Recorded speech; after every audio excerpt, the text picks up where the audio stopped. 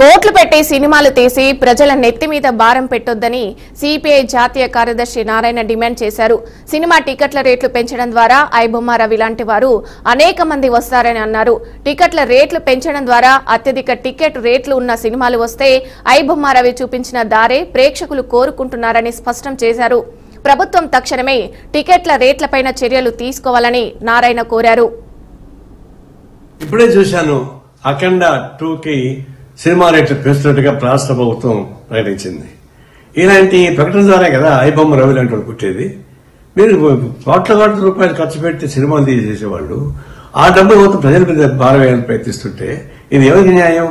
కాబట్టి ఇంకా ఈ విలువైన కాస్ట్లీగా ఉన్న సినిమాను చూడడానికి ఇష్టమైన ప్రజానీకం ఐబొమ్మ రవి లాంటి వాళ్ళు చేసిన సినిమాలు చూస్తున్నారు. మీరే సూచిస్తున్నారు. మళ్ళీ అతను అరెస్ట్ చేసే హక్కు మీకు ఎక్కడ వచ్చింది? ఈ ప్రభుత్వానికి నైతిక హక్కు లేదు. ఐబొమ్మ లాంటి వాళ్ళని అరెస్ట్ చేసే నైతిక హక్కు మీకు లేదు. ఎందుకంటే మీరే సృష్టిస్తున్నారు అటువంటి వాళ్ళని. ఇప్పుడు ఆయన జైలు పెట్టి ఇంకా చాలా మంది వస్తారు. ఇలాంటి సినిమాలని రేట్లు పెంచి దివాళాకూర్తంగా సంపన్న వర్గాల ఊడిగం చేస్తూ సామాన్య ప్రజానికాన్ని జోబులు కొట్టేసేటువంటి తిరుక్షోభం చేసేటువంటి అయిపోతున్నారు. ఇంకా రాబోతున్న సినిమాలు 6-7 సినిమాలు రాబోతున్నాయి. అవి ఎందుకు పెంచుతారు ఇంకా అంటే అట్లా పెంచుకుని మీరు ప్రజలను భారం వేస్తుంటే ఇట్లాంటి ఐబొమ్మ రవి లాంటి వాళ్ళు చాలా మంది పుడతారు. వాళ్ళు రావడం మీ చేత కాదు. ఇది స్వయంకృత అపరాధం. వ్యవస్థలో చేస్తున్నటువంటి అనేక అరాచకాల భాగంగా ఇది ప్రభుత్వం తగిన చర్యలు తీసుకోకపోతే ఇలాంటి అరాచకాలు జరుగుతూనే ఉంటాయి.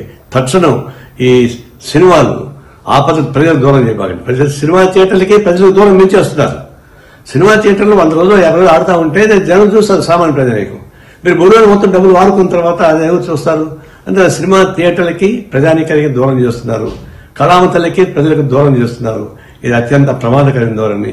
ఇలాంటి విలాసవంతమైన సినిమాలు తీసి వాళ్ళు నష్టమవుతున్న భయంతో ప్రజల మీద భారం వేస్తే ఇది ప్రజలు ఊరికే